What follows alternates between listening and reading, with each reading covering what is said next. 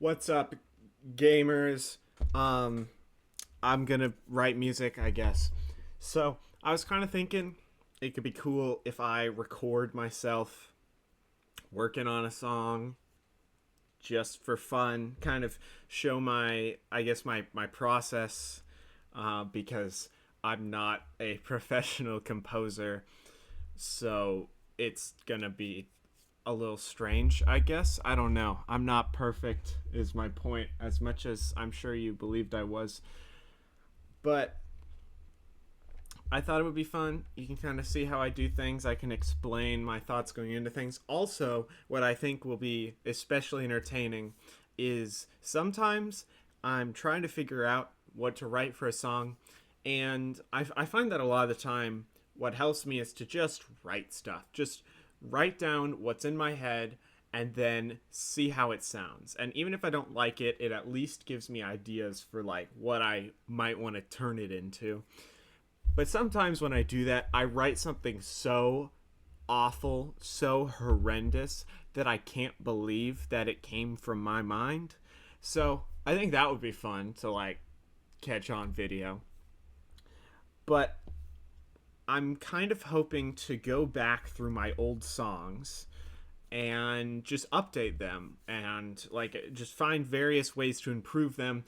And so this is the first song that I'm going to be working on, and I will start working on it soon. But I do want to kind of explain, just my talk a little bit about my history, how I got into music and writing music, and sort of the backstory for this song and why I am choosing to start with this one. So I am gonna talk a bit because I am a yapper at heart. But I will put timestamps in the description. So if you're bothered by my voice or whatever, I won't judge. I won't be upset unless you say that in the comments, in which case I might cry. But you can skip this if you just want to watch me write music. But I'd love it if you stay. I don't know. But let me explain now. So I started playing violin in fifth grade. It was the first instrument that I ever started learning. And before that point, I kind of liked music. I'm from a musical family. My mom is a singer. My dad played tuba like through college, I think. And we'd like listen to music a lot, but I didn't care that much about music. I mostly just chose to do orchestra in fifth grade because it gave me an excuse to miss class, and all my friends were doing it. And so I needed to pick an instrument, and so I just went with violin because it was like the most basic choice, which I say that as a big violin appreciator. It is the most basic choice for orchestra. Um, and so I started playing violin. I continued in sixth, seventh grade, but I never was like super into it up to that point. I was pretty good at it. Like, I wasn't like a child prodigy, but I was definitely good at it for my age, for my grade. I was always the top player in my class. And so I did like playing it because it always feels nice to be good at something. But I still hadn't really found that appreciation for just like playing instruments in general and music and whatnot. Um, and then summer going into eighth grade, I got a subscription to MuseScore, which by that I mean the website. The notation software is free. That's what I'm using here, and it is incredible. Like if you are getting into composing, I totally recommend MuseScore, uh, especially for being free. It is so impressive what they've done. Um, they have possibly the best free orchestral MIDI sounds that exist, at least for some instruments. Um, so it's great. And but the website is where everyone else uploads their sheet music, and if you pay for a subscription, you can download it, you can print it, all those things. So I got a subscription to the website the summer going into my 8th grade year, and with that I printed off and started learning a bunch of different songs that I wanted to learn. I just found violin arrangements of mostly songs from video games, especially Undertale. Incredible game. I was just replaying it right before I started recording this, and the soundtrack, oh my goodness, it's still, some of the songs still give me chills every time, and I've, been into this game for what, like 10 years at this point? I don't know. But like I finally started to get into playing violin for real because I found out if you play songs that you want to play instead of just stuff other people tell you to play, it's a lot more fun. And then also, that was around the same time that I started listening to music more and building my own taste in music instead of just listening to whatever my parents liked or what was popular at the time. Because I remember in fifth grade, the only music I ever listened to was, let's see, Baby by Justin Bieber, Sweatshirt by Jacob Sartorius. Oh my goodness, why does that song exist? It's so funny.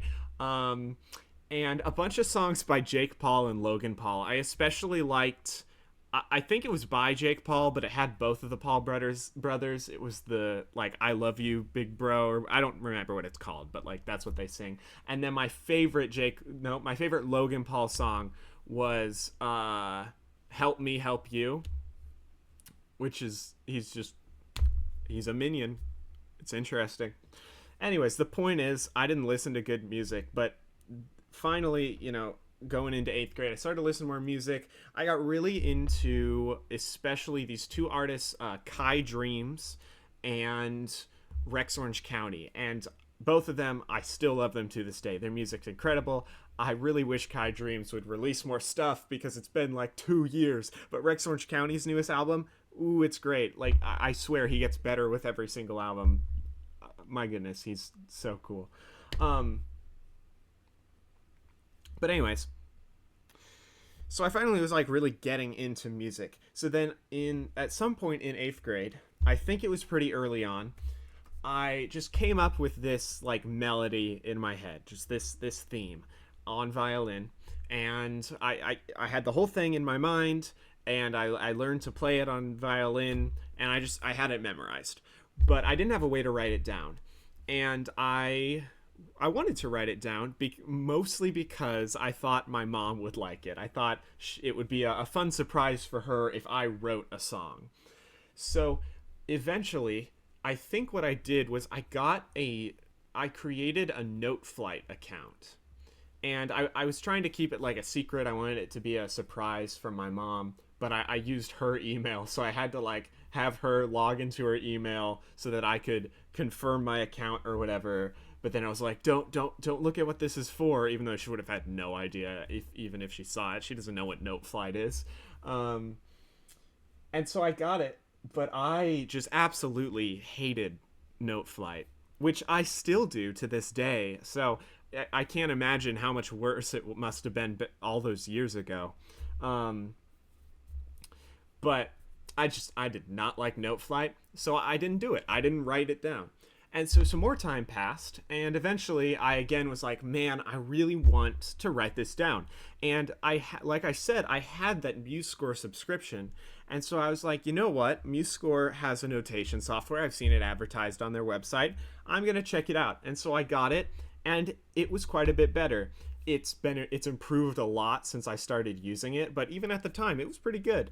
And so I finally wrote down this song, and that song was called Island of Fire. And all it was just a violin, like a violin theme. If you have listened to my song Elemental Journey, it was just the like main melody for the fire part. And that was all. And so I wrote it down. I thought it was cool. I played it for my mom. She thought it was cool. And I just started playing it for all kinds of people, being like, hey, I wrote this song. What do you think? And finally, I played it for my grandma on my mom's side. And honestly, like, there's a lot of reasons that I got into music composition. But if I were to just narrow it down to one thing, I would say that, or at least the thing that like really kicked it off, I would say that my grandma is the reason I'm a composer, because I played the song for her, and her her response, I from what I remember, she didn't like say anything about how much she liked it or how great it was or whatever. Her response when I finished playing was, "You need to write more. It's so short." And I think my mom said something to me about like, the song's great, you don't have to write more if you don't want to. Just to be like, I'm sure she liked it, whatever. But I started thinking about it, and I was like, you know what? It is kind of short, and it would make sense to write more. And so I started writing more. And because that song was Island of Fire, I had the idea to do a 4-part like piece where it's each island, I guess, is a different element. So you got water, earth, fire, and air. And the reason I chose those 4 elements and in that specific order is because I had just recently watched the entirety of Avatar: The Last Airbender, and I was obsessed with it. And that is the order that they name the elements in like the opening sequence. So I decided to do those 4 elements. And when I eventually get to through these songs and get to improving Elemental Journey, I'll talk some more about what inspired this individual element parts, and some fun stories about that. But what really matters is just that I turned that into like a full thing. But even then, it was like 6.5 minutes long, which is pretty long, especially for like the first thing I ever wrote. But it was still just like a solo thing. It was just a violin, and that was it. And so you had the themes, the melodies, but there was no accompaniment, no harmony, nothing to really make it interesting. And I kind of wanted to, my original goal was to take that song and turn it into a string orchestra piece, but I realized that would kind of be a lot of work. So I decided to put it off till later, which I did eventually kind of do when I turned it into a full symphony orchestra piece. But I put it off till later, and I decided instead to work on a new string orchestra piece, which I ended up calling Endless Nights. And so that is the reason why I'm starting with this song, is because while Elemental Journey is technically the first thing I ever wrote, I did already add on to it.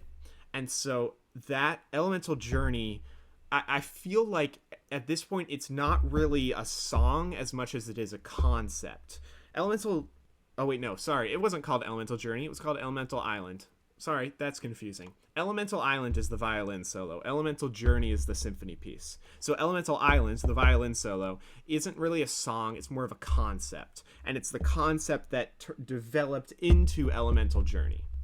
So I feel like this is kind of my first real song. And so I want to work through my songs, like updating them in chronological order. So I start with the oldest stuff, the least, I guess, at my least knowledgeable in composition, and then slowly get through them. And so I want to start with this one. And what really inspired this piece specifically was just like the general type of music that we would play in middle school and early high school orchestra. Because I started this song, if I remember correctly, I started it toward the end of my 8th grade year, and I finished it in like the middle of my 9th grade year, my freshman year of high school, because it took me like 8 months to write this song. Because it was a big task for me. This was my first time writing for instruments that I didn't play. It was my first time writing for more than one instrument. And it was also like my first time writing harmony and accompaniment and using chords, which I really only actually put thought into in the slow section of the song. Which I have a story about how I ended up choosing those chords, but I'll save that for when I start working on that section. But this was all very new to me, and so I would put some work into it, and then I would go like a month or 2 without working on it because I'd lose the motivation, because it was a big challenge for me. So it took 8 months to finish, and I actually originally wrote it without the bass part, which I feel like maybe it's just because I know this, but I feel like you can kind of tell in some parts. But for some reason, I thought that it would be difficult to write the bass part because I was like, I don't know anything about bass, but I barely knew anything about cello or viola, so what difference did it make? And so I just left out the bass part and I was like, I'll add it afterwards. Which, if you're gonna have the bass, it doesn't make any sense to wait that long because the bass is like one of the most important parts of a piece. You kind of need it there. But I wrote it basically as a string quartet with the intention of becoming a string orchestra piece. And when I finished the song without the bass part, I put off writing the bass part for a long time because, again, this was all very new to me and I was kind of worried about it. And then finally, like around Christmas time, I'm gonna guess Christmas of time of my freshman year of high school, um, because I remember it was around then. I just sat down and I wrote the whole bass part in one sitting, and that was it. And I was like, why did I put this off so long? So it's inspired by that like middle school, high school type of music, like music that's written for students, which I think makes this song really interesting and it feels very different from the rest of the stuff I've written because that's not normally the type of thing I write. I kind of have developed a different style. I want to say sort of my own style as I've composed music. But this was like pretty much purely inspired by stuff that I had played recently.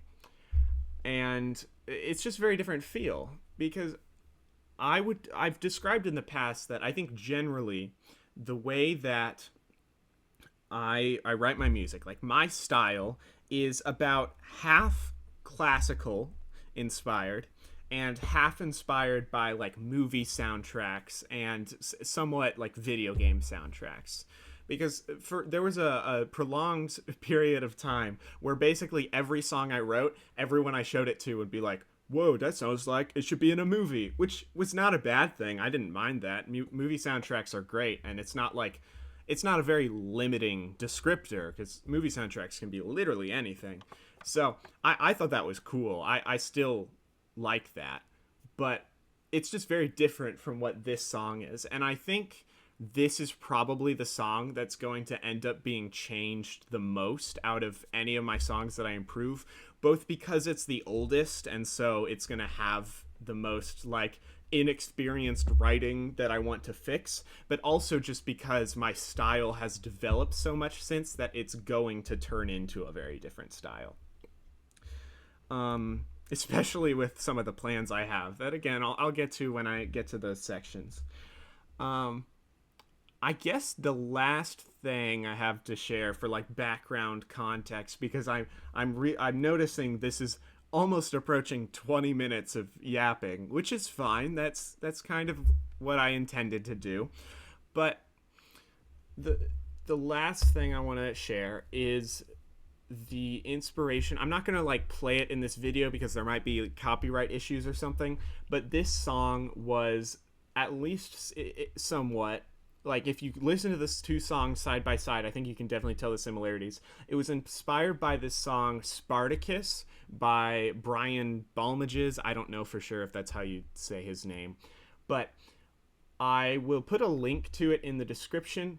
And we played that song, I think my 8th grade year, and it was awesome. It still is awesome. It is such a great piece.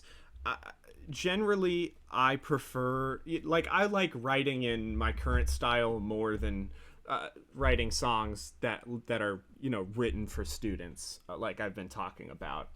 The more I listen to this song, the more I kind of like don't like it that much. Endless Nights. But there are some incredible songs written for students. I recently heard a middle school orchestra play this song. I think it was called Lullaby to the Moon, and it was incredible. Like, I could not believe, even just, it was so beautiful and beautifully written that even listening to middle schoolers play it, it actually, like, I actually teared up. So I would love to hear a professional orchestra play that. But Spartacus is probably my favorite song that I've played, at least in middle school, maybe in school, in grade school in general. And so that inspired this song. A few specific things.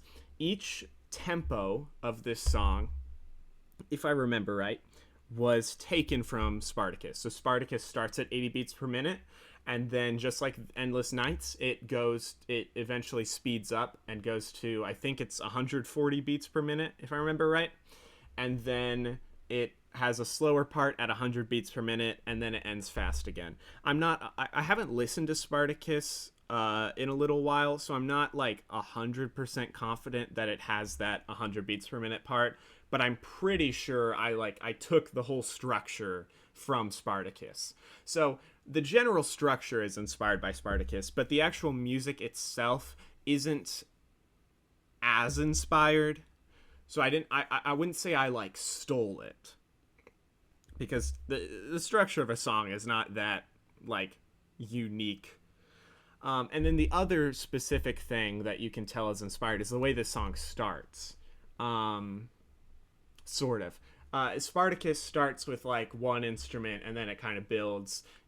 The melody comes in more quickly than it does in this song, but I kind of took that and I built on it, and I have a different rhythm going on as it builds. But anyways, it's inspired by Spartacus.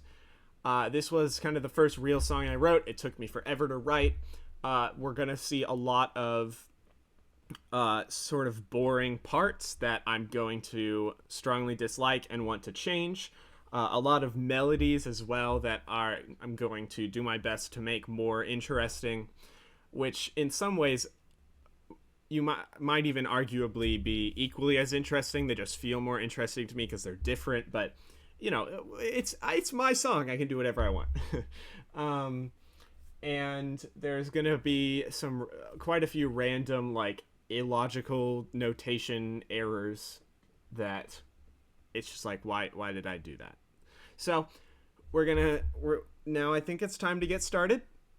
And the first section, I labeled all of these with numbers, so you can see the one at the very start. This first section that I'm going to work on is this whole beginning part. So you've got your build up here, and then the melody comes in, and then once the melody's done, it kind of has this little instrumental break that leads into the tempo change, which, oh my gosh, I hate having every single instrument tremolo here. This was so stupid. I'm going to change that when I get here.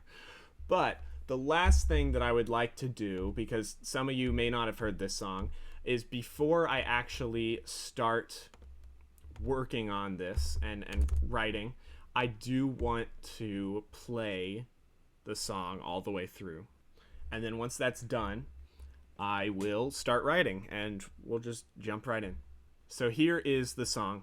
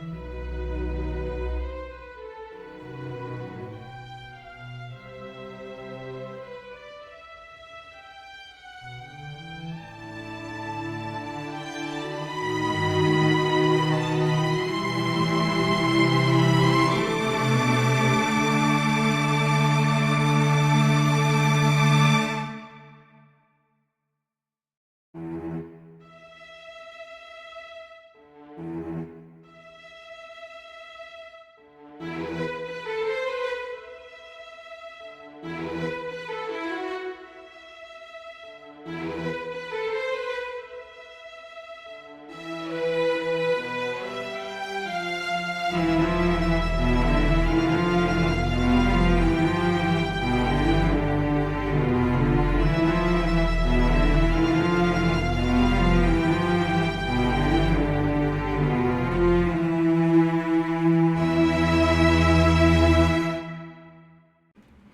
it's been like 2 months since I recorded that introduction, and I don't really remember what I said or what's happening. I don't. Who am I? What's going on? Um, so I'm just gonna get started, but I'm gonna start by looking at this intro section, and I've already got most of the updated song finished. There's just one section I have left to work on, so I'm just gonna like go back and forth between the old and the new, talk about what I've updated and what I didn't like about the old stuff and what I did like, and et cetera, et cetera. You get it. I'm gonna talk about the music. Crazy, shocking, and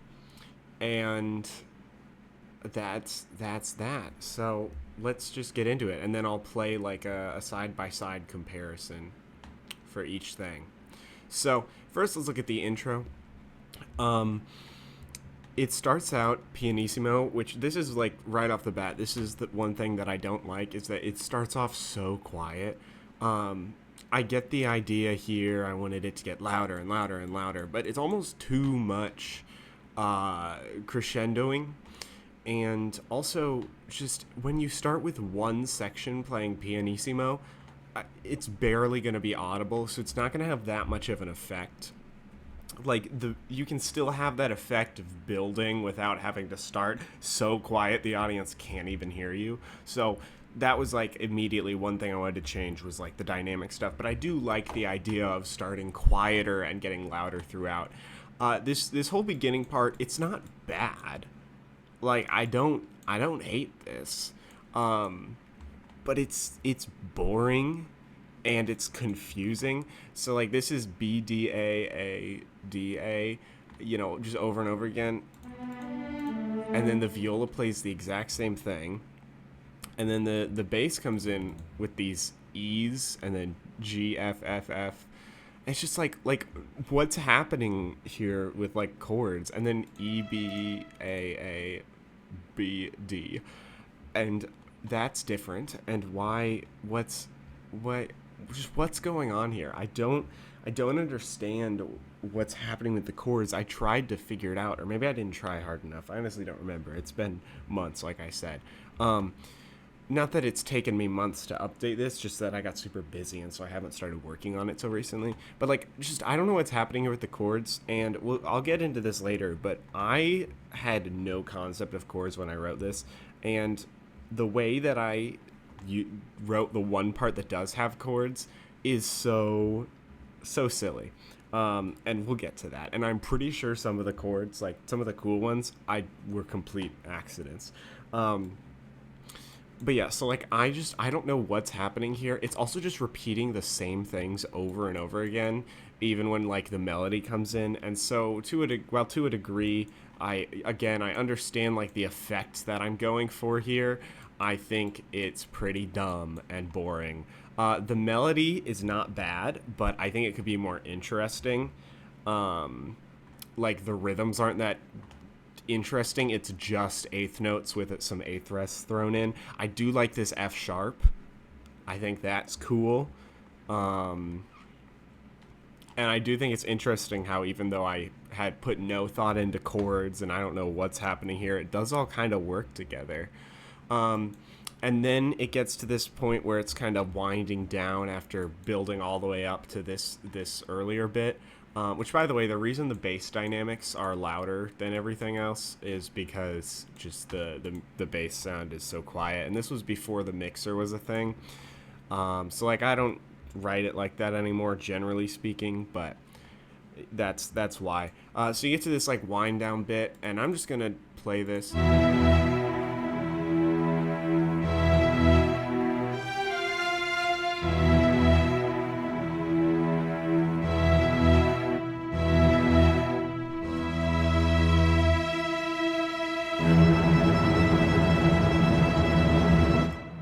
So like, again, it's not a bad idea. It's just not very interesting. Like, basically every instrument is playing E. The only exception is there's this B here, but then it just goes down to an E.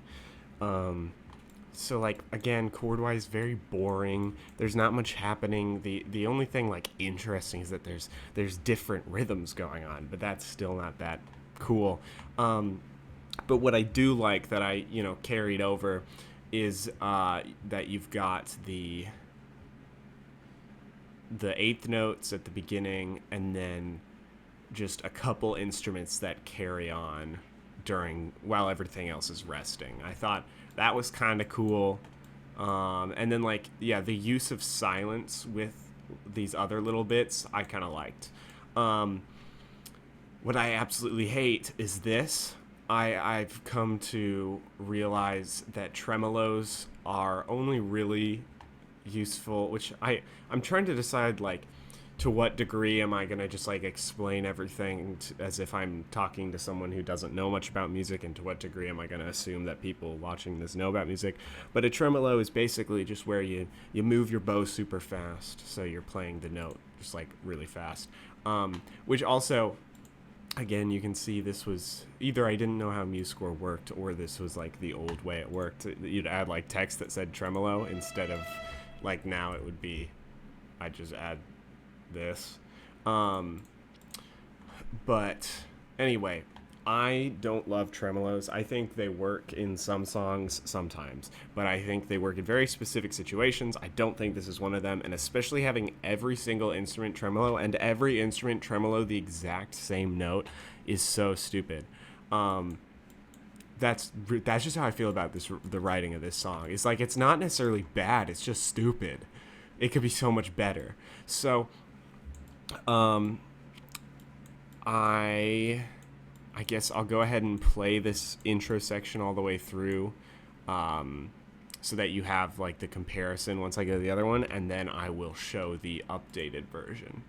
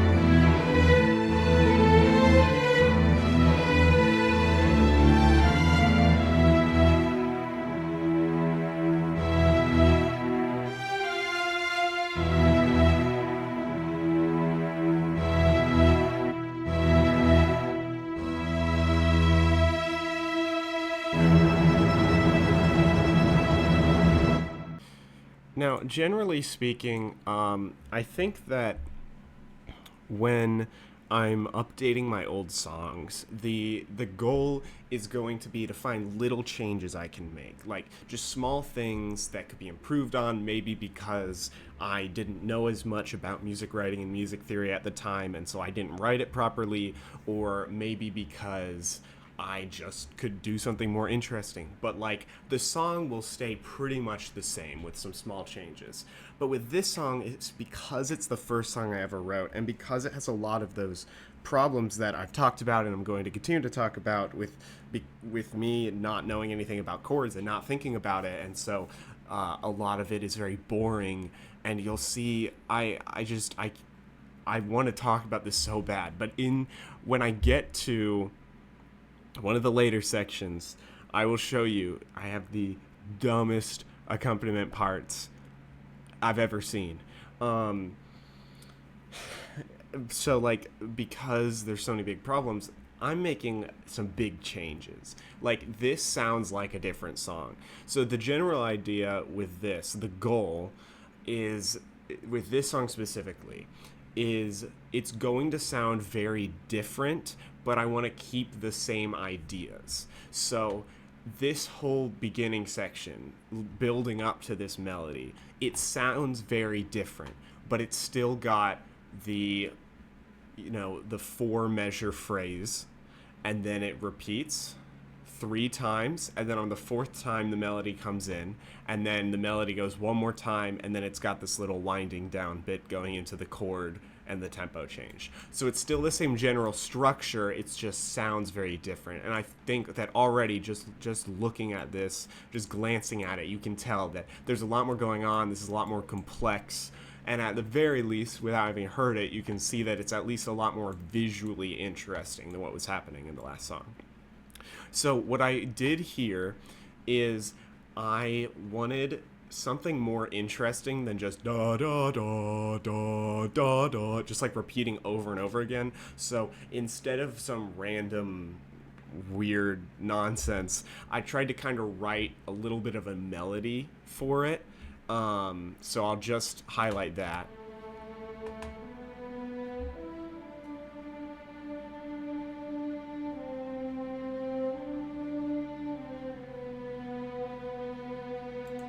And then here, to keep things interesting so that it doesn't just repeat over and over, I added a variation where the notes change a little bit. It's still the same general structure. It still like starts on this A, ends on the C. Well, actually it ends on a B here and then an E here. But say it's a similar structure, similar idea, but it changes. And then on the 3rd time it goes back to that first melody, and then it repeats the second one the 4th time. So it's going back and forth to keep things a little more interesting. You'll also notice that instead of starting pianissimo, this starts mezzo piano. So it's still quiet, and especially because it's just one section, it's still going to have that effect of starting off very quietly. But it's not like so quiet you can't hear it. And then I have all of the parts that aren't the melody, a dynamic below. So it's got the same idea where it's got the instrument slowly coming in as it progresses, but it's done a little bit differently in a different order. So instead of starting with the cello, I start with the violin to develop that melody right off the start. And then after a couple measures, the viola comes in with some harmony. And then as this continues on, more instruments come in, but also the parts become more interesting. So like right here, there's a whole note, but then here it's 2 half notes tied together. And then these 2 rhythms, this is 2 half notes, and this is a dotted half note to a quarter. So I've got like differing rhythms, so they're moving at different times, and then they're continuing to grow in volume. And you get to here where you've got the same rhythm, but they're each playing different notes, and they continue to get more interesting, have more movement as they reach this point where they've got these 8th notes, and they swell up as the 8th notes progress until it reaches this whole note and moves back down. And by the time you've reached here, all of the instruments have come in, but the first violin, because it's building into the melody, I didn't want it to just come straight in at the melody because it was a little jarring. So to add a little voice leading, I have the first violin coming in 2 measures early, but it starts piano. So everything else is like mezzo, forte, and forte. But the first violin starts piano, and then it builds all the way up to that fortissimo that it'll be at for the melody. So when it first comes in here, realistically, you're not going to be able to hear it, but it's going to quickly crescendo. So the point isn't that you hear exactly what's written. The point is that it's building its way into the song. It's sneaking in so that it's less jarring when it reaches the melody. Like, these 2 measures aren't important. They're just meant to establish the presence of the first violin. And then you get here to this main melody. So there's more going on with this melody, whereas with the old version, it was just 8th notes and some 8th rests. But here you've got, 8th notes going into a quarter, more 8th notes, then a dotted half, some 8th notes. There's just more rhythmic variation than in the original one. and then the rest of the parts are continuing pretty much the same as earlier, but to keep things interesting, and to keep building the song up, it continues to have some more movement, some changes. So now, instead of the cello playing what it was playing before with like these whole notes and quarter notes and whatnot, it's got these consistent eighth notes to give it like a driving motion, but then it's got various accents in different places to make it sound more interesting than if it was just consistent eighth notes with no change. So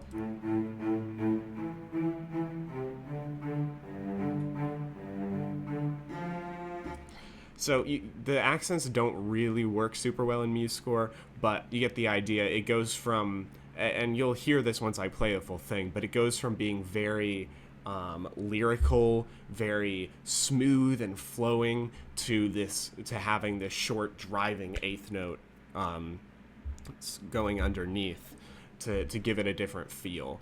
And then the bass here has some more movement. Instead of just being whole notes, it's got half notes and quarter notes, and each one's accented. One little detail that I like is in this measure specifically, these two lower notes are not staccato, so all of the high notes are longer, and you can hear this, and I'll play it to show you, but all the higher notes are short, so it's just bum bum, but then the lower notes are longer, so it's bum bum ba bum bum ba bum bum. So it's almost like the lower note kind of bleeds into the next note. I can't really think of a better word, but hopefully you get the idea. It like everything's short and separated, but that lower note connects to the note right after it, which I think is cool.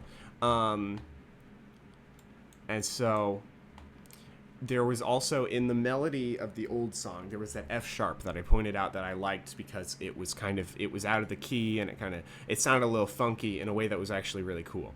And I wanted to throw something like that in here. And so I put this F in here because this chord is, I'm trying to remember, I think it's, let's see, we got E, G, B. Yeah, it's an E minor chord, meaning that an F would be the ninth. So that's pretty funky. Which I guess I might as well explain how that works in case you don't know. So a chord, I'll try to make this quick. A chord, like a typical chord, is what's called a triad. It's got three notes. So a C major chord would be C, E, and G. And so that's the root, the third, and the fifth. And the numbers are based on the distance from the first note, which in a C major chord would be C. So a C, E, G is like a typical chord. Now, there's what's called a seventh chord, where you add the seventh, which would be C, E, G, B. But the thing with B what makes a seventh chord special is that, and interesting, is that B is right near the C. Like, it's a second away. It depends on, where you put it. Like, technically, if it's at the top of the chord, it is a seventh away, which is what makes it a seventh chord. But just the notes B and C are right by each other. And because of that, they sound a little weird together. They sound dissonant. And so when you add that seventh, that C and that B, they kind of conflict with each other in a way that adds a really cool sound to it. But then if you go to a ninth, it gets even more interesting, more dissonant, because that would be C, E, G, and then you skip the B, but instead you have a D. The D would be the ninth, and what's special about that is the C and the D are also right by each other, meaning they're dissonant, but the D and the E are also dissonant with each other, meaning that the ninth is dissonant with two of the notes in the chord, whereas the B is only dissonant with one. So this F sounds kind of weird and out of place, but in a way that I think is really cool. So I'm going to just play this measure, and I want you to pay attention to how this F sounds. So you could hear and just pay attention to it again once I play the full thing. It'll be easier to notice than when you're just I gave you that short little time. But you can notice that F kind of it feels out of place there, and I think that's really cool. So it gets really loud here. The melody is fortissimo, but a lot of the other stuff is mezzo forte.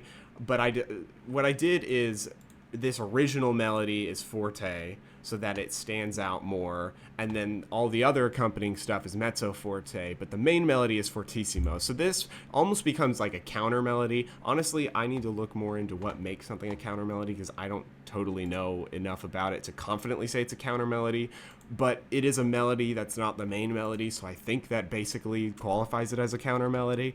But anyway, so having those two going on together is kind of cool.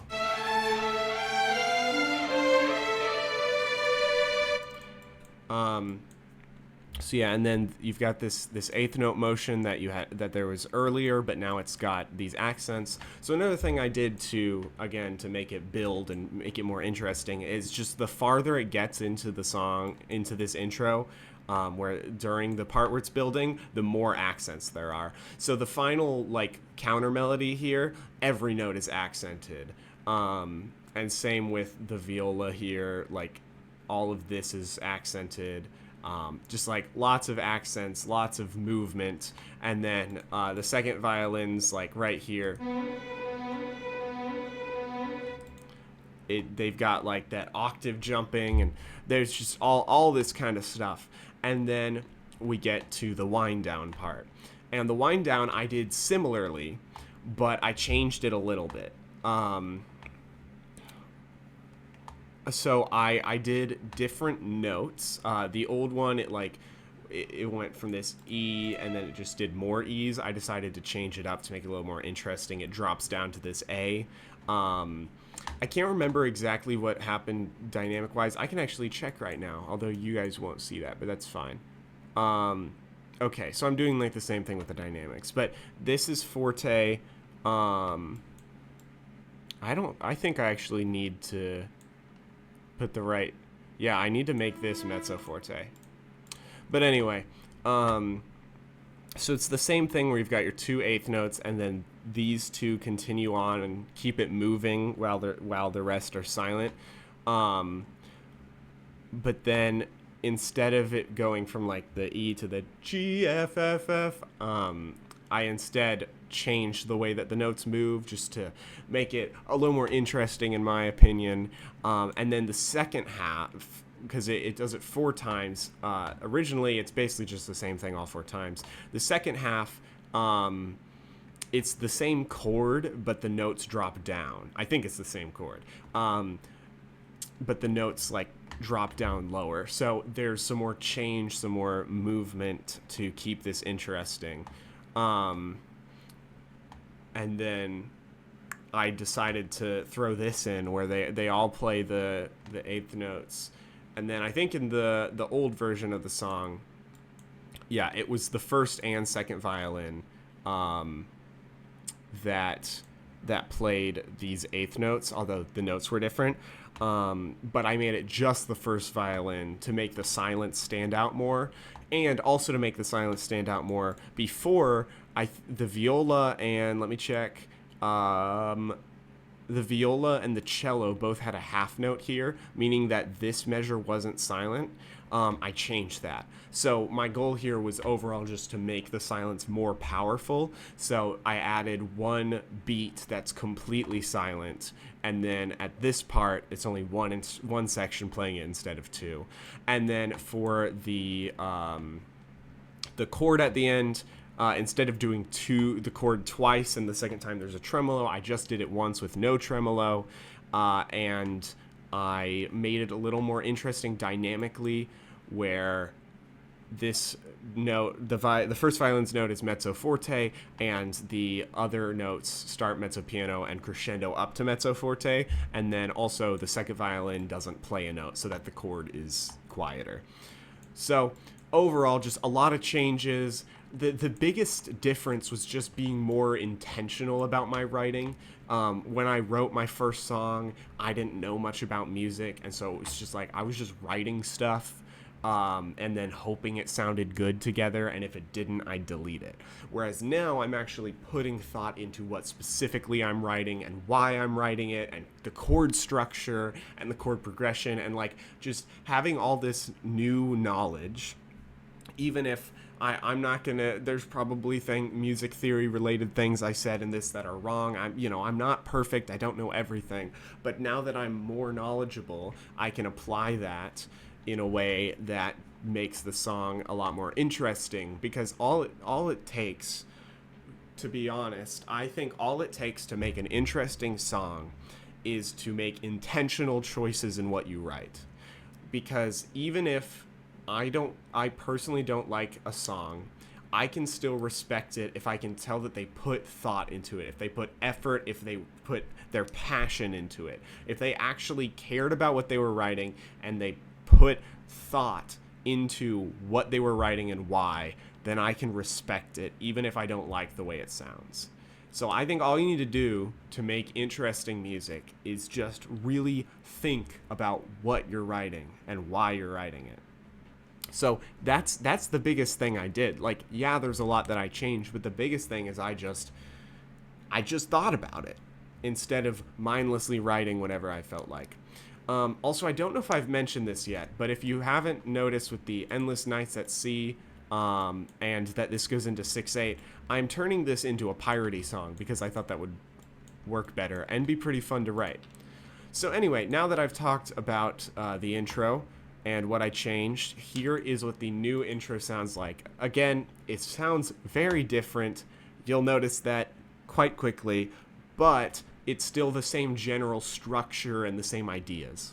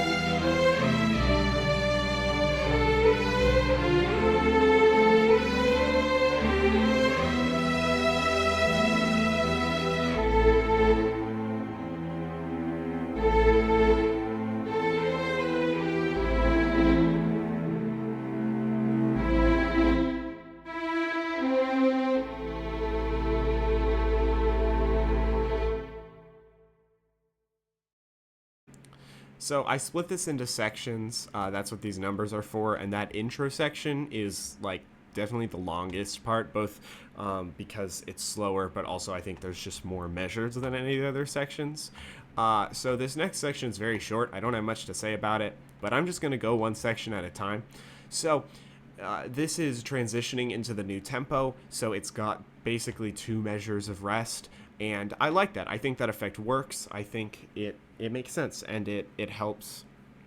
It makes it more of a surprise when the faster parts come in. But aside from that, like, I think this is important. I think this is a good section, like a good part of the song, but I think it sucks. I think it sounds awful. I think it's really dumb. You've got these E's, and then this is an E, and then this is a D. There's barely anything going on.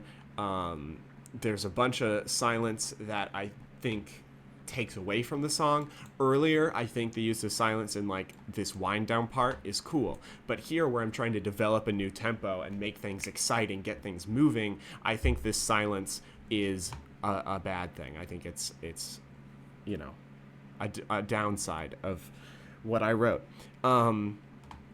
So it's dumb.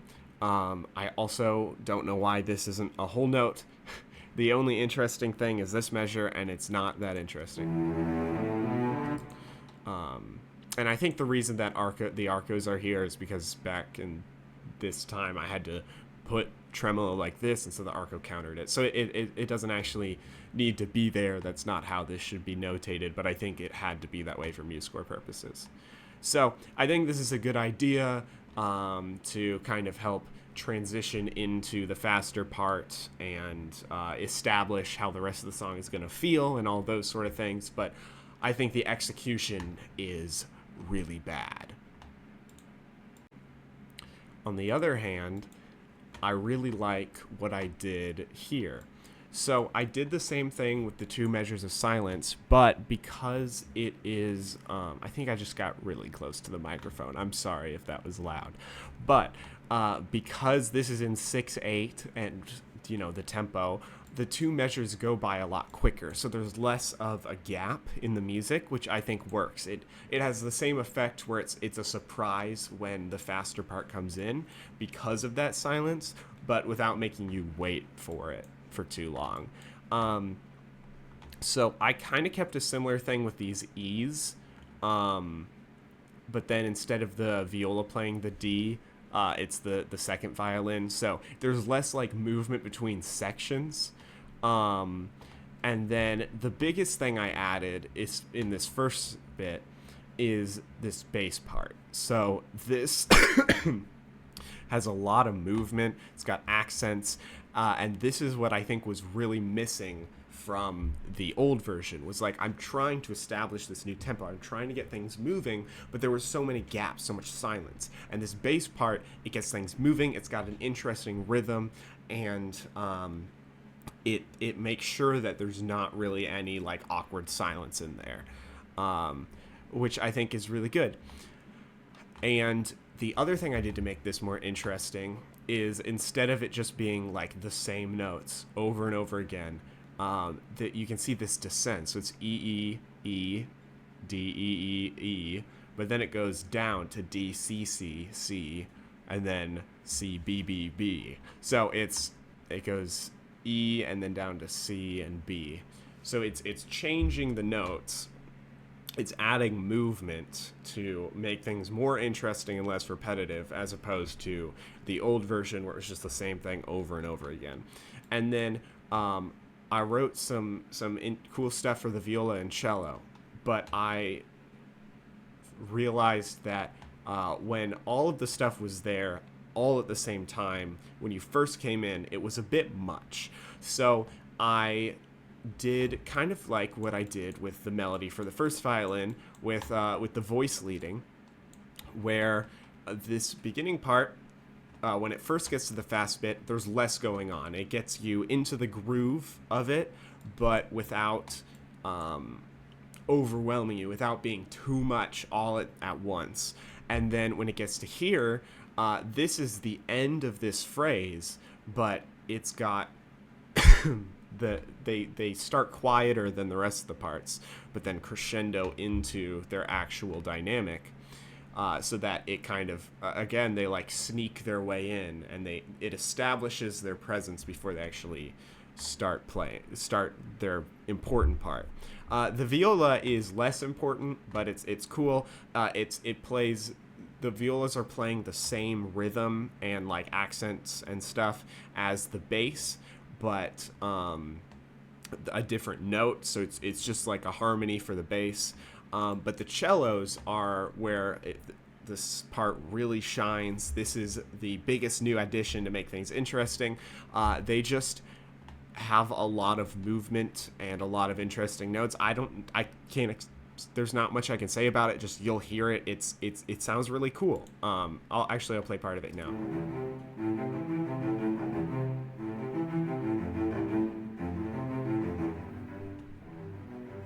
So I'm gonna delete that. I wasn't sure if I wanted to keep this part, but yeah, I really like the cello part here. It adds movement. It establishes the chords. It does everything you could want.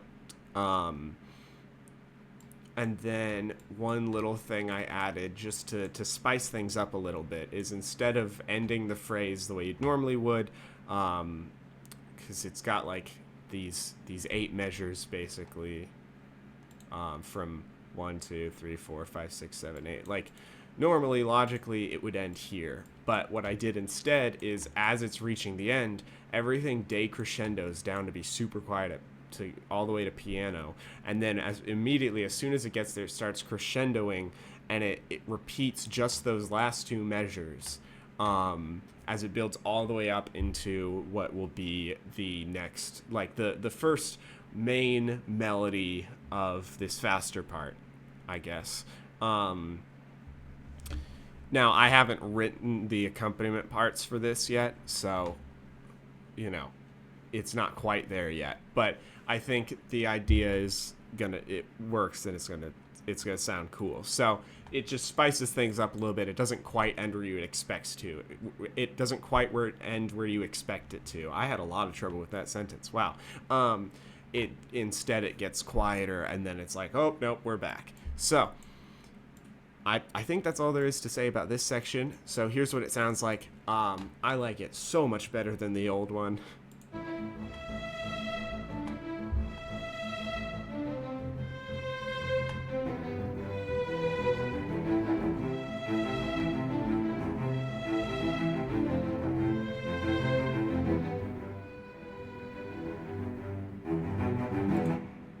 So it's pretty different, and I think it's great. Okay, I don't know if I'm being like unnecessarily harsh on this song just because it's my first song, and I've heard it so many times, I know it so well or whatever. But like, this song annoys me sometimes. There's one part specifically that I really like, and we'll get to that. But this whole song, I'm just like, why did I write any of this? It sounds fine, but it doesn't sound good. And this is a great example of this. The melody, I don't mind it, but I do think the changes I made in the new one make it more interesting. But here's just the melody.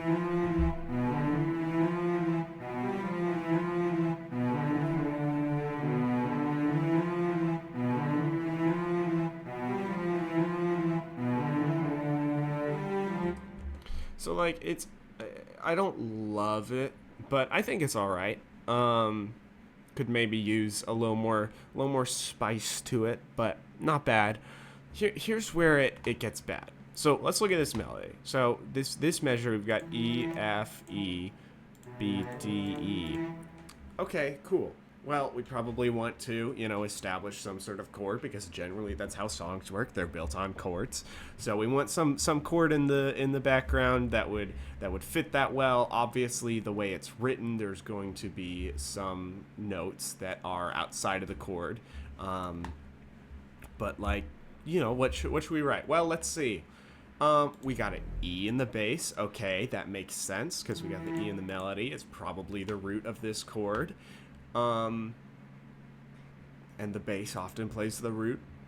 Okay, viola, that's an E. Oh, but what's it jump up to? Ah, an E. Well, what about the second violin?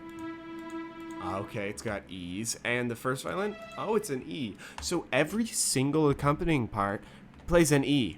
It's so dumb. And then, like listen to this.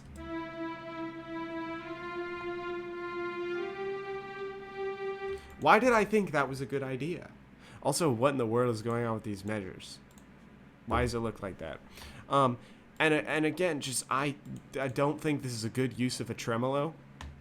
So they're all playing E, they're just playing it differently. And like, it just, why? It's so bad. And then it all goes up to an F.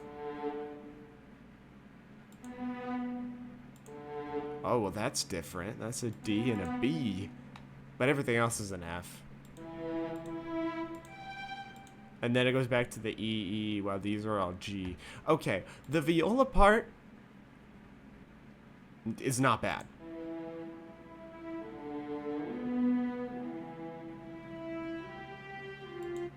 Although that D actually feels kind of weird. Hold on. Oh, I forgot. You can't hear a viola. It doesn't matter. That D feels a little weird, but like I don't hate the note progression in the viola, but everything else is so stupid. It's all the same notes. Why? It's so dumb. Um and that's why this is like the one section that I'm recording this before I finished writing the accompanying bits, because I rewrote the melody. It's very similar, because again, I want to keep the same general idea, so it's a lot of the same notes, although there's a few notes that I changed. But just like changing up some rhythms, making it a little more interesting. But I haven't written the accompanying bits because these accompanying parts are so bad that I'm going to have to just completely like start from scratch, I think. And it's not like I can't do that. I know how to write music, and I've got the whole rest of the song to base it off of. But just it is a slightly bigger undertaking than any of the other parts. So that's why I haven't quite done that yet. But it's going to be so much better when I do that, because the current accompanying part sucks. Also, I've got this arco here because of the tremolo earlier, and then it looks like I just copied and pasted without changing anything because the arco just comes back here, which is funny. You can tell that I did not pay enough attention to details, you know? So, point is, this is not good. It sucks. The melody is decent, but everything else, pretty bad. And so as soon as I finish the new part, I will record that. Okay, I have updated this section. I think I like it. It kind of took me a second to decide how I felt about it, but I think it's cool. I played it for a friend, and he said he liked it. So I changed up the rhythms for the melody, just to make it like a little more interesting and like fit in the 6/8 better and the piratey feel.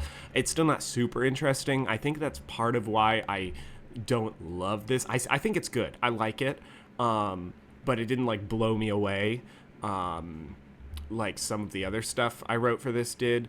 But I think that's more just because of the melody, but I don't want to completely change the melody. So for what I'm doing, for, you know, trying to have the same idea, the same feel, the same structure, but just be like better, I think it works. So here's the like updated melody.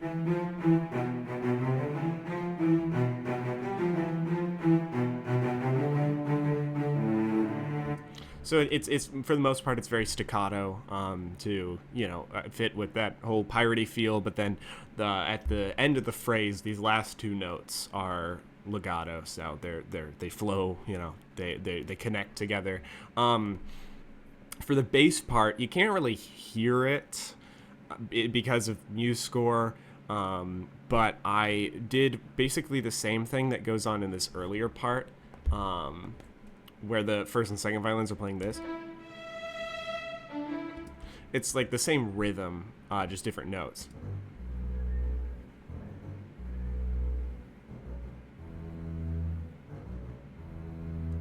So just to kind of call back to that, I guess. And then what I did is I have basically this melody is being played like a round, which works because it, like, I showed how I did the accompanying parts for the song originally.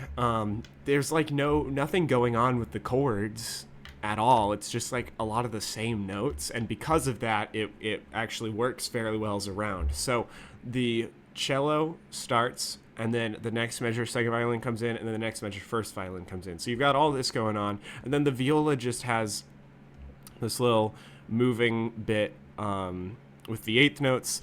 So here they're not staccato, they're slurred together. So this will kind of flow and then be short, and then flow and then be short. And let's see, is there anything else I did aside from that? Oh, so the phrase ends with, so then the rounds, I decided to have them all end at the same point because otherwise it would sound kind of weird. So once it reaches here, even though like the second violin is at a different point, the second violin right here is where the cello is here. So it starts a measure later, so it's a measure behind, but then they end up here at the same point. But then just to spice things up a little bit, I swapped the last two measures around for the first violin. So together, just make it a little more interesting. So then when the phrase repeats, it goes back to exactly how it was at the beginning of this first phrase, where it's just the cello and the bass. And then just to spice things up, it crescendos the first two measures of the repeated phrase, and everything goes up a dynamic level until the last two measures of the phrase, where it goes down a level. And then I need to check where section 3 ends, because I haven't added the section numbers, and I don't know. Okay, so yeah, this is where this section ends. So now I'm just going to play how it sounds, because there's not too much to talk about, but because this is section 4. Let me go ahead and add that in. But just added more going on. There's still nothing like crazy going on chord-wise, because I couldn't do too much with chords because of how I wrote the melody. So I just decided to see what else I could do. Since I can't really rely on chords as much, I threw the round in just to spice things up. So here's how it sounds.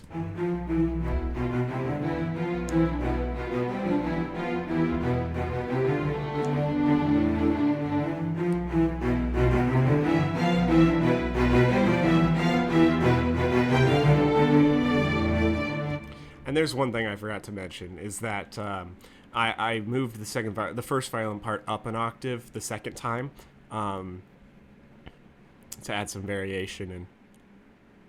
So that's it for that section.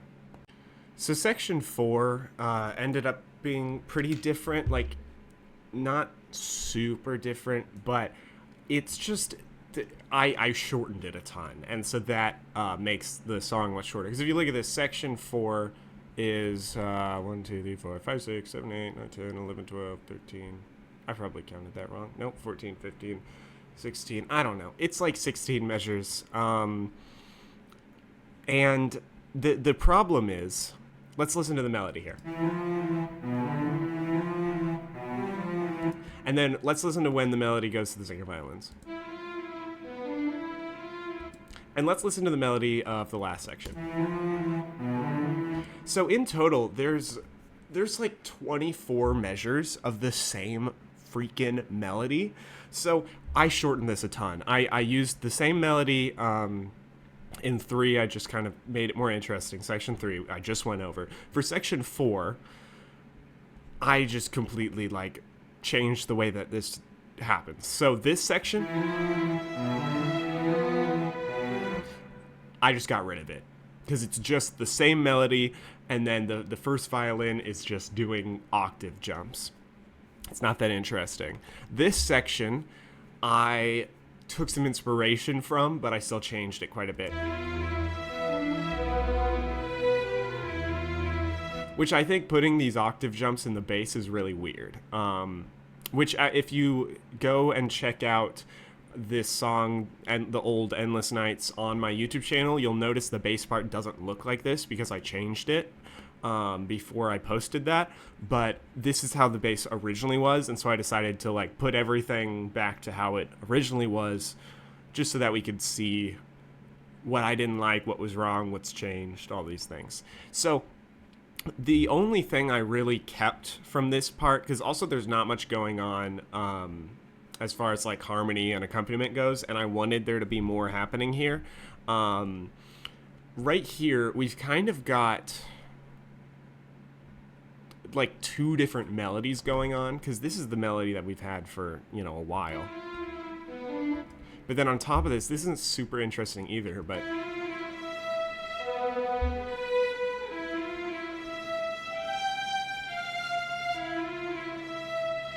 it's kind of a melody,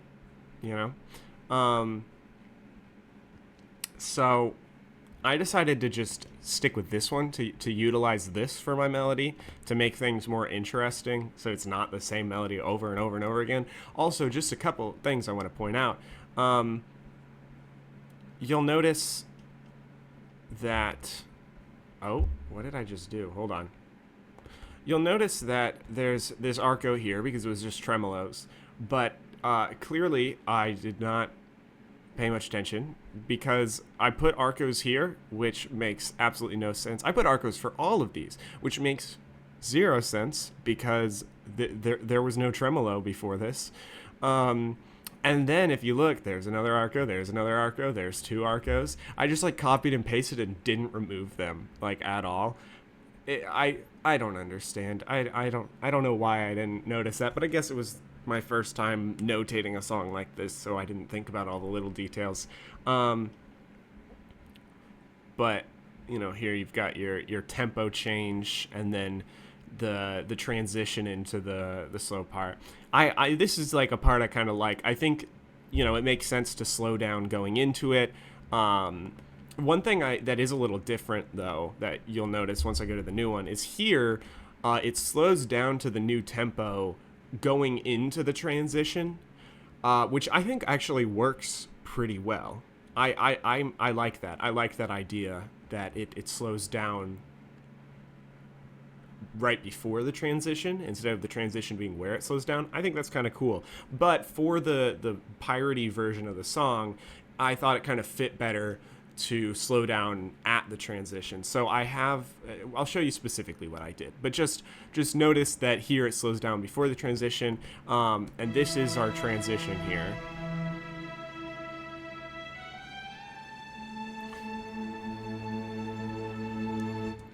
So I like the idea of the instruments like the slowly coming in for this instead of it just being all at once. When I first heard this, and when I first like analyzed this, when I was thinking about what to change, I was like, oh, this is so dumb. Every note is A. Why would you have every instrument play the same note?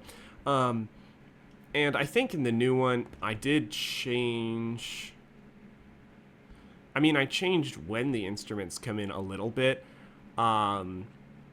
But I actually kept it where all the notes are A because I tried it with a chord and I didn't really like how it sounded that much. Maybe it's just because I'm used to this, but I think the transition all being the same note in this specific case, generally speaking, I don't like when I do that kind of stuff in this song because it's just because I don't know anything about chords. Which, by the way, when we get to section 5, when I talk about how I wrote this, it's gonna be great. Just wait. But for this specifically, I actually do like it just being A.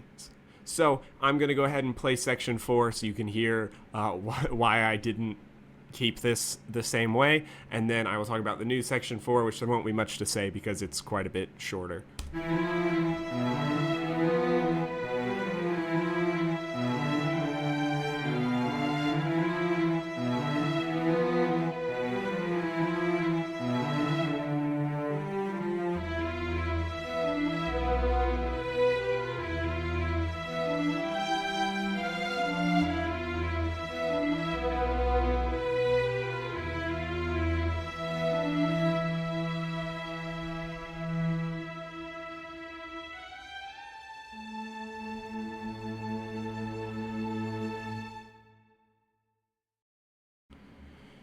Okay, so this is the new section 4. It's not that it's nothing that crazy. It's not very long, but I took that new melody from the old one, and it's very similar, but it's a little different. I've got kind of the same rhythm here, but instead of those two high E's being the same length, the first one's a little longer, and then when there's those 3 repeated B's, just to make it a little more interesting, so it's not the same note 3 times in a row, I made the first note an 8th rest, so this is what the new melody sounds like.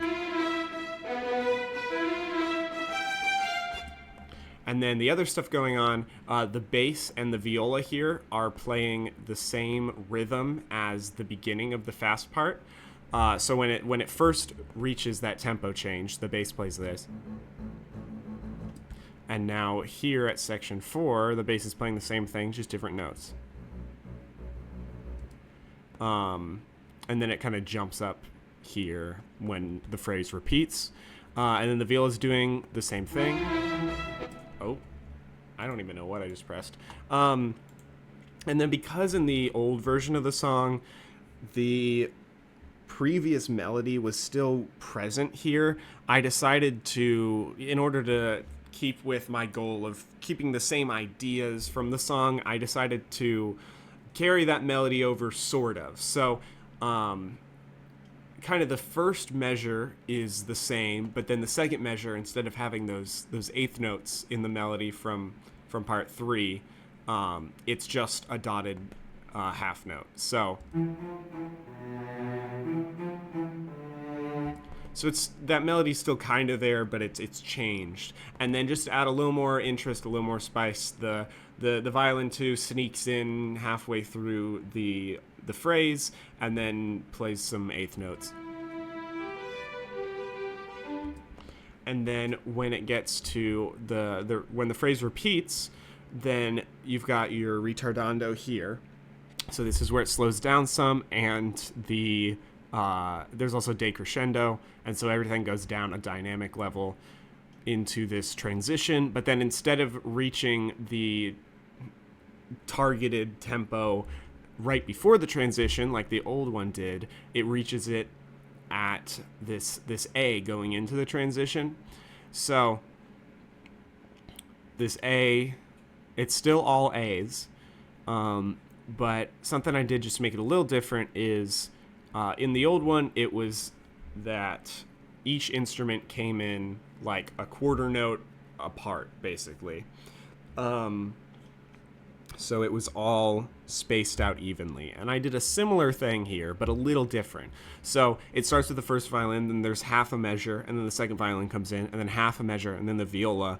But then instead of there being half a measure and then the cello and bass come in at the same time, and there's a full measure. So the low end of the chord doesn't come in until slightly later than you expect. So you kind of almost wonder for a second if there's even gonna be the low part, and then boom, there it is.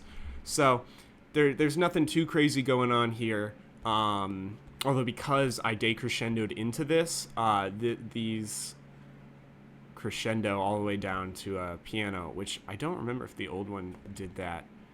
No, that chord is mezzo piano.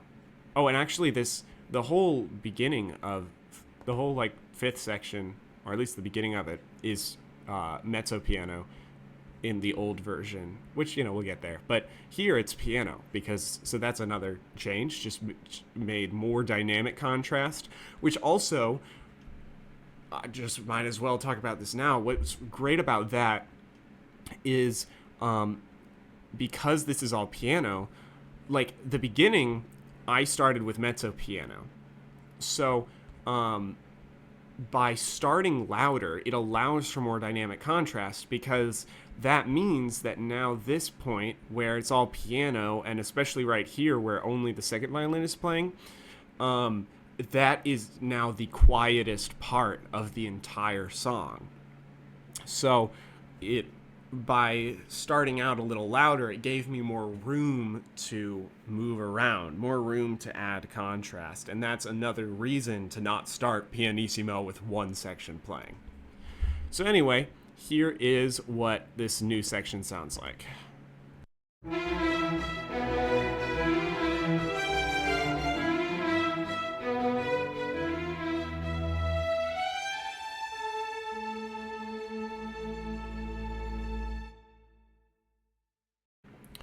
Now this is the fun part to talk about. So this part's cool. That F natural, I guess, is that a courtesy accidental? Why would that? I mean, I guess I'll leave it. Anyway, this is my favorite part of the old song. Even though I don't love the song, I think that this is still probably one of my favorite things I've written. It's very pretty. And for that reason, I think for this section specifically, I want to play it for you and then talk about it. So here's what it sounds like.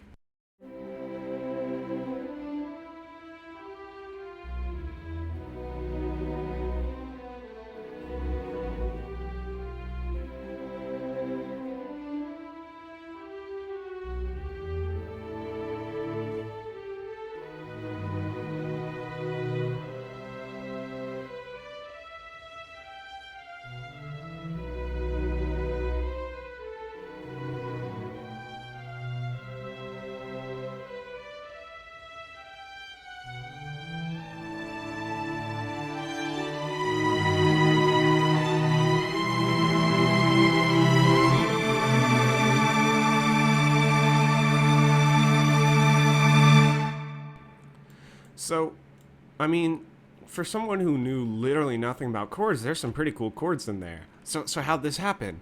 Well, first, I just want to say I like the melody. I think it's cool. That's one reason I really like this part is I think I actually wrote a pretty good melody here. I like this F sharp. I think that's cool. You know, just throwing that out of that note that's out of the key. Um, this build up is very pretty, and building up to a really high note, that's generally a good idea, a very powerful effect. And I think it's cool to see that I used that all the way back in my first song. But how did I write these chords? Well, here's how I did it, because again, I knew literally nothing about chords. At this time, the only instrument that I knew how to play was violin, and this was my first time writing a song, and so I hadn't had to worry about chords. So what I did is I was like, I want to try using chords here.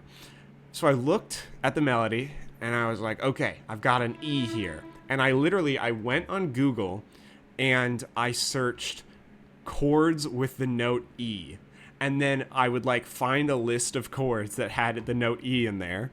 And then put the chord in, listen to it. If it sounded bad, I deleted it. If it sounded good, I kept it. And that is genuinely how I wrote every single chord for this. So that's why there's a lot of notes outside of the key, which also, this is so stupid. This is flat, this is sharp. I fixed that so that this is, instead of an E flat, it's like a D sharp. I fixed that in the new one, but I wanted to leave this one in its original form. So that's kind of silly. But, the chords sound pretty cool. Like if we, hold on.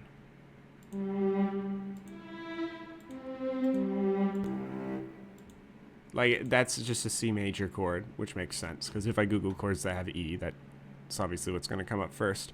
But there's somewhere I want to find,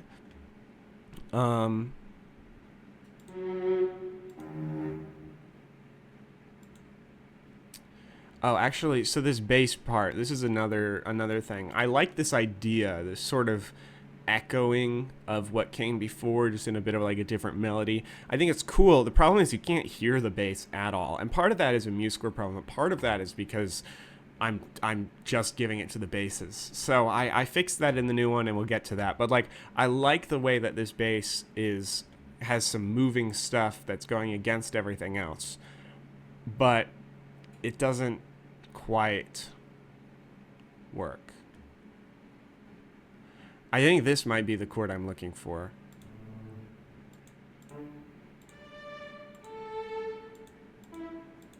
So I've got D's and A's.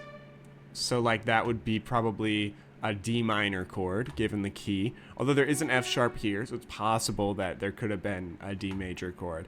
But, D minor. But then look at this note. You got an E. That's a ninth. So I threw a ninth chord in here. Isn't that crazy? And it sounds really cool. But here's the thing I don't fully remember. But I think, knowing how I found these chords, I'm pretty confident. I don't think I searched chords with the note A, and then it was you should do a ninth chord. I don't think that's what happened. I think what happened was, it was hey, here's a D major chord that has an A. So I put it in, and I was I don't like how this F sharp sounds, and so I just made them D. I was I'll just make the notes D and A. And I bet you that I made the viola part the F sharp, and then I was I don't like how that F sharp sounds. And so I was okay, I'll just make the viola a D. But I forgot the viola was an alto clef. Because if you look at this, if this was in treble clef, which again, I'm a violinist, I would have been thinking in treble clef probably. If this was in treble clef, that would be a D. But because it's in alto clef, it's an E. So I think I was trying to move it from an F sharp to a D so that it would sound better. And I just put it there thinking in treble clef and ended up making this super cool sounding ninth chord. I'm pretty sure I made some of these chords, some of these really cool sounding chords in here that make this one of my favorite things I've written, were by complete accident. I'm pretty confident. And I think that's really funny. But it all sounds great. I maybe would need to, I mean, the voicing's not bad either. The movement, these aren't there's not too much of a distance between a lot of these notes and stuff. I don't think it's too awful. And especially because like it's not like these chords are really connected. There's space, so it doesn't really matter that much. It's more about the effect. But yeah, so then here the melody repeats and everything's like up an octave, and then it crescendos and it crescendos and it crescendos and it crescendos all the way up to this D. And let's see, what chord is this? So it's a D and an A, so it kind of sounds major.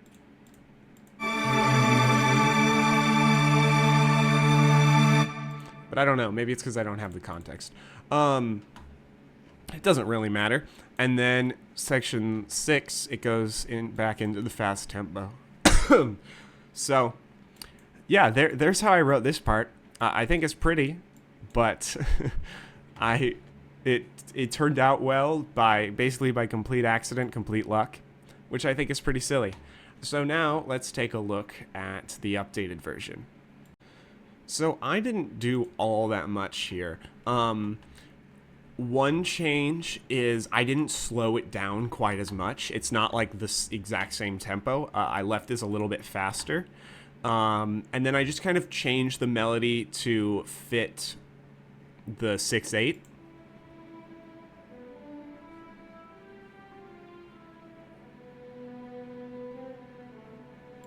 So I added a little bit of a, difference in rhythms going on here. Just to make it fit the 6/8 feel and the piratey feel a little bit better. But the chords are the same. The other change I made is because the first violin just played the melody here, the second violin plays the melody for this part, so that it moves around a little more. And then the bass part, I ended up giving the bass part to the cello as well, so it doubles it so that you can hear it better. So like you can hear it a lot better there. But it's not exactly the same. Like when it gets to the chords, most of the time the cello plays the note that it played in the original song, and you can see here I fixed it so it's a D sharp instead of an E flat. So it plays like the same. It plays the same note of the chord that it played in the old version, but for the other moving bits, it doubles the bass. But like, generally speaking, it's about the same. It's a quieter dynamic, as I mentioned before, but then here, when it goes into when it repeats the phrase an octave up, it crescendos into it, so now everything's up a dynamic level, and it's more the dynamic of the old one. Although I think in the old one, yeah, the melody, the whole time, the melody is the exact same dynamic level. So like if you look here, everything here is piano. But once this crescendos, the second violin crescendos all the way up to mezzo forte. So it's kind of like on the chords, the second violin is blending in with everything else because they're all the same dynamic level. But once you get here, the second violin, it's kind of grabbing your attention now. It's in every part. So even on the chords where the other instruments are playing, the second violin is still the loudest. And so it draws more attention to the melody part instead of the overall chord. And then because of that, it then stays like grabbing your attention when it reaches this loud part, because obviously the second violin is playing a very high part, so it's going to grab your attention no matter what. But because of how it is earlier, when it gets here and everything's going up a dynamic level every like 2 measures, now the second violin is still, it's going to be a dynamic level higher than everything else. So it's not just grabbing your attention because it's so high, but it's also the loudest part. Just to make sure that this part has as much power, as much impact as possible. Everything else stays generally the same as the old song. And then the last main thing I changed is I added a suspension on this last chord. So instead of going straight to the D like this chord has, where everything's D's and A's, when it first hits that chord, it's still on the C before it goes into the D. So this C is suspended over into the next measure. And you'll hear how that sounds in a second. And what I decided to do is, with this crescendo, everything else goes up a dynamic level here, but I decided to have just this, have the fortissimo be at the D, so that it's just this final note is like the loudest note of the whole song, basically. So here's what the new slow part sounds like.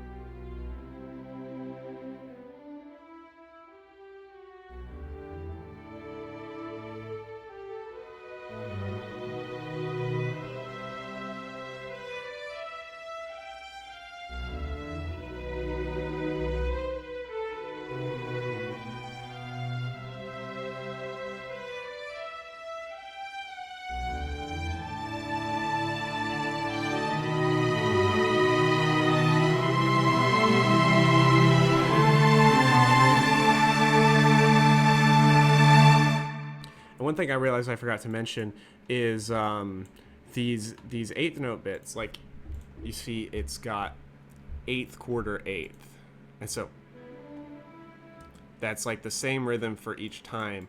But then at the end of the phrase, you've got your dotted quarter and then 3/8. So it just changes the rhythm up a little bit. Kind of keep you on your toes. And then when it reaches this loud part, it does the same thing, where instead of being this quarter, eighth, it's a dotted quarter and 3/8 for each of these.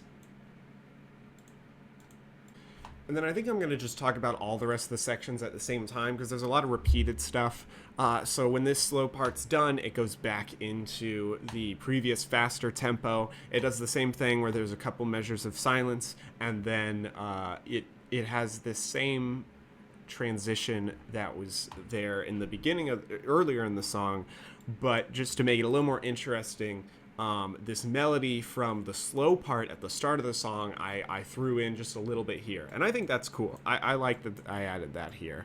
And then it transitions back into section 7, which is like the exact same melody and exact same parts as in section 3. And then it ends with this chord. So there's a couple thoughts I have on this ending. I like it. I like the idea. I like that it starts with just the cello and then all the other parts come in. The only problem I have with it is that it's all the same note. Because I liked that when it was all A's going into the slower part earlier, but for the ending, I think I wanted it to be more than just E's. So that was one thing I wanted to change. But like overall, the structure, I just kind of wanted to keep about the same. So here's what the end looks like for the new part. So here you can see that we go back into the tempo. The slight difference here is there is an extra measure thrown in here. So when the chord cuts off at the end of the slower part, the rest of the measure is still in the same tempo, and then you've got 2 measures of silence in the new tempo. And then it's the exact same. I realized that I didn't play the ending bit for the old version, but you'll hear it soon, and it's a lot of repeated stuff, so it'll be fine. But this is like the exact same thing, exact same transition in as earlier, and then it, just like before, it goes into that melody from section 3, and then it ends with this chord. So the one difference I have with this chord is, or not one, but what I changed about this chord is I added a couple A's in here, so that it's A's and E's. I tried adding a C to make it like an A minor chord, because like the song is in A minor, but it sounded a little weird going full A minor there, because a lot of the stuff before this is not really based around, like, it's based around like an E minor chord, so it's kind of weird. But the A works, and then I just added some dynamic stuff going on here. So the cello decrescendos down, and then it crescendos back up to the end. And the first violin, because it's the highest note, it like crescendos its way in. So just added a little bit of dynamic contrast going on to make the chord a little more interesting. And it starts with the cello, and then violin 1 and violin 2 come in, and then the bass comes in with the lowest note. And the viola doesn't play for this chord.